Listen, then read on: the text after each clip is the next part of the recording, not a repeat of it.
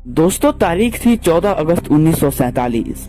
आज से करीब 74 साल पहले चारों तरफ गहमा गहमी का माहौल था। एक तरफ लोगों में आजादी को लेकर उत्साह बढ़ता जा रहा था, मगर दूसरी तरफ अखंड भारत दो हिस्सों में बंटने की तैयारी कर रहा था। समय रात के करीब 9 बज रहे थे। बिजली की गड़गड़ाहट के साथ दिल्ली की सड़कों पर जबरदस्त बारिश हो रही थी। अलग अलग जगहों से लोग आकर रायसेना हिल्स पर इकट्ठे हो रहे थे। कुछ ही देर में लाखों की तादाद में लोग इकट्ठे हो चुके थे। रात के करीब 10 बजे जवाहरलाल नेहरू, सुभाष चंद्र बोस, सरदार वल्लभ भाई पटेल, राजेंद्र प्रसाद और माउंटबेटन वॉइस राय हाउस पहुंचे। अब कुछ ही समय बचे थे भारत को आजाद होने में। कुछ लोगों के चेहरे पर मायूसी थी तो कुछ लोगों में उत्साह। और यहाँ पर जवाहरलाल नेहरू अपनी स्पीच शुरू करते हैं। उनके भाषण की शुरुआत इन 2 लाइनों से होती है। At the stroke of midnight hours when the world sleep, India will be awake to life and freedom। कुछ ही देर बाद वो घड़ी आ ही गई जब भारत ने आजादी की सांसें ली। रात 12 बजे शंखनाद से हमारे देश की आजादी का आरंभ हुआ था, जिसमें ग्राउंड पर खड़े लोग महात्मा गांधी के नाम के नारे लगा रहे थे और जो घरों से यह भाषण और सब कुछ रेडियो पर सुन रहे थे, उन्हें भी खुशी का कोई ठिकाना नहीं था, क्योंकि उस समय भारत एक आजाद परिंदा हो गया था, जिसका हमने करीब 200 सालों से इंतजार किया था। 14 अगस्त 1947 में रात भर बारिश के बाद सुबह आसमान बिल्कुल साफ था। जब सुबह 7 बजे जवाहरलाल नेहरू और उनके कैबिनेट ने शपथ ली, फिर ब्रिटिशर्स का झंडा हटाकर भारत का झंडा लहराया गया था, जिसे देख सबकी छाती चौड़ी हो गई थी, क्योंकि अब हमें वो झंडा दिखने लगा था जिसे हम वर्षों से देखना चाहते थे।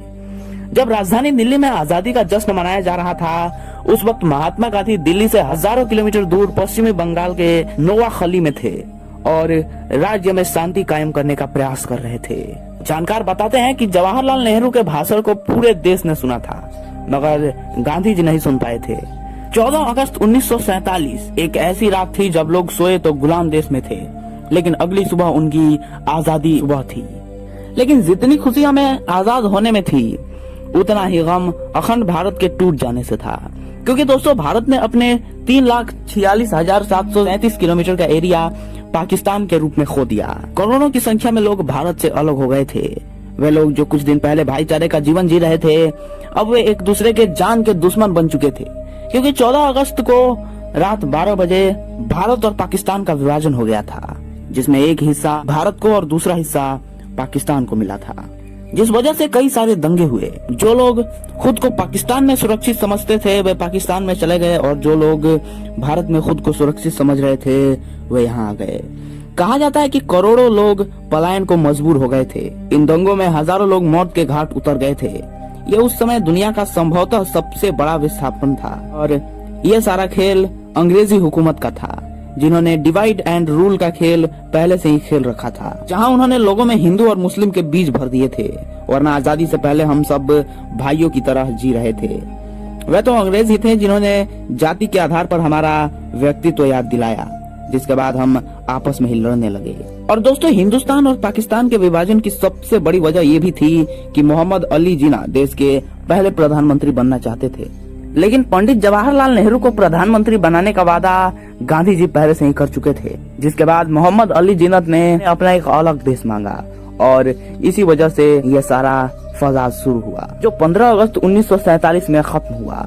दोस्तों, हम आपको बता दें, भारत को आजाद करने की बात बहुत पहले से ही चल रही थी, और इसी वजह से अंग्रेजों ने माउंटबेटन को भारत का आखिरी वायसराय बनाया, ताकि इसके बाद भारत को आजाद देश घोषित कर दिया जा सके। लेकिन भारत में हिंदू और मुसलमान भाई आपस में ही लड़ने में उतारू थे, और यही ब्रिटिशर्स चाहते भी थे, क्योंकि ये लड़ाई की चिंगारी भी उन्होंने ही लगाई थी, जो आज आग बनकर हमारे सीने में जल रही है।